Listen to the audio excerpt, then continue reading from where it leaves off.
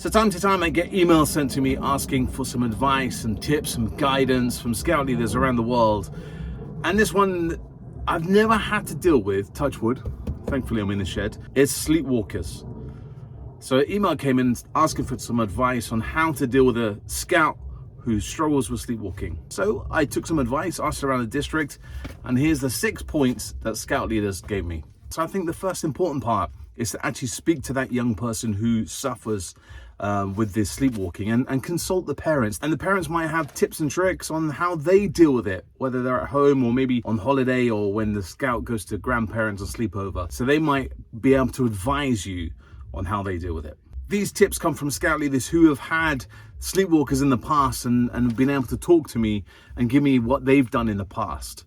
They've assigned a tent buddy to that young person who has sleepwalking problems. And that scout should know the young person, all right? It's not like a random one, so they know how to deal with it. They've probably maybe been on camp with them before. Maybe it's their brother and they know how to do it. But the most important part, as we know, with a sleepwalker is never wake them up, never try and shake them, because that startles them.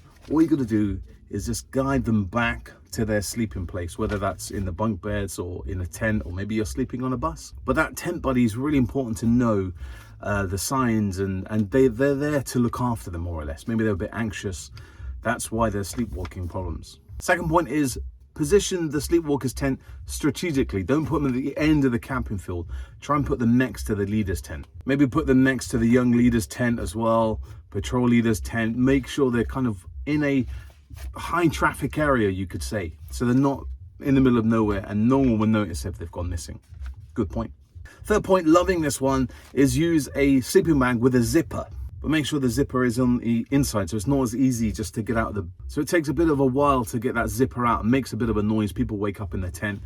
Make sure that person, maybe consider having a bell on the tent zip, so you hear ding-ling-ling-ling as the zip goes, and maybe the leader wakes up and can then guide them back to the tent. So making it not as easy to get out of their sleeping bag. I don't want to put padlock on the tent. We're talking about that. We're talking,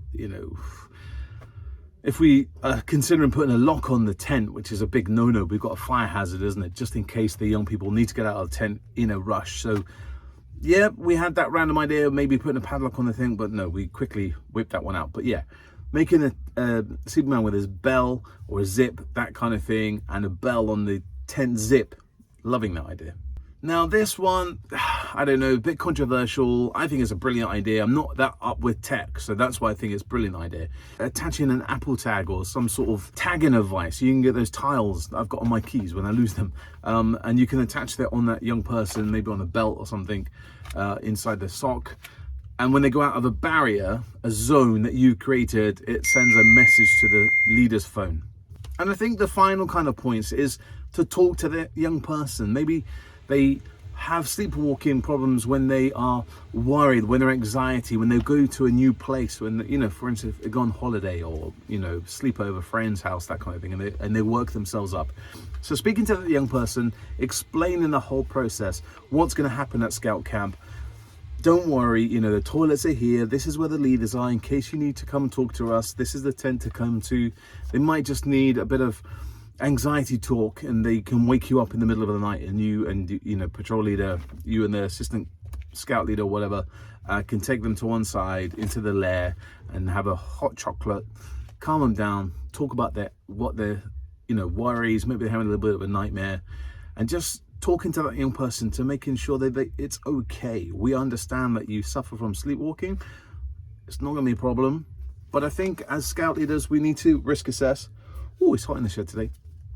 Risk assess, that word, but just talk to the parents. They might have some tips and tricks. We're over analyzing it, and the mum says, oh yeah, if you do X, Y, Z, or maybe if you get them to the toilet before going to bed, have a hot chocolate, calm them down, tuck them up in the sleeping bag, they're fine. But when they get too tired, anxiety, if they get overworked, that's when the sleepwalking happens. So that's probably the easiest and step one that you should do. Talk to the parents, ask them. So thank you very much to the scout leader who emailed me asking, have I got any tips on dealing with scouts who have sleepwalking? Maybe you have them. As I said, I've never had one. I've never had to deal with it. Touch wood, I never want to deal with this because it seems a bit tricky, doesn't it? maybe I missed a step. Maybe you've had those scouts in the past. Comment below here on the video and give us some tips and tricks on how you would deal with a scout who suffers from sleepwalking.